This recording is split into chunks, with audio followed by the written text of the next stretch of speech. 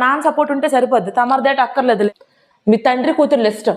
రేపొద్దున ఏదైనా మాట ఇంటి వరకు వస్తే చెప్తున్నానే నీకు, పురుగుల మంది తాగి చచ్చిపోతాను చెప్తున్నాను. మీకు నచ్చినట్టు సావండి. చాలా పనికి మళ్ళీ మాట్లాడక ఇప్పుడు పురుగుల మంది తాగేస్తాను, గిరుల మంది తాగేస్తానని చెప్పేసి నలుగురు. నేనేం నీకు మాట చెప్పని ఎప్పటికీ చేయనే. నువ్వేం చచ్చిపోవక్కర్లే, అటువంటి మాట తెస్తే నేనే ఫస్ట్ చచ్చిపోతాను. అక్క ఇదిగో అక్క, మీ గిన్నె ఉండిపోయింది. గిన్నెదేముందా అమ్మ, నీ కూతురేంటి ఎప్పుడు ప్యాంటు షర్ట్ వేసుకొని మగోడ్లో రోడ్ల మీద పరిగెడుతుంది? అలా వదిలేయకు, ఈ పిల్లలు పాడైపోతారు. నీకేం తెలీదు.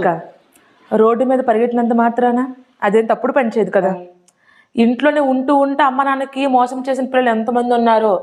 వాటితో పోల్చుకుంటే నా కూతురు పర్వాలేదు, అదేదో సాధిద్దామని చెప్పేసి రోడ్లు వెంట తిరుగుతుంది అనమాట. మీరేమో అంత బాధపడిపోకండి అక్క, పర్లేదు.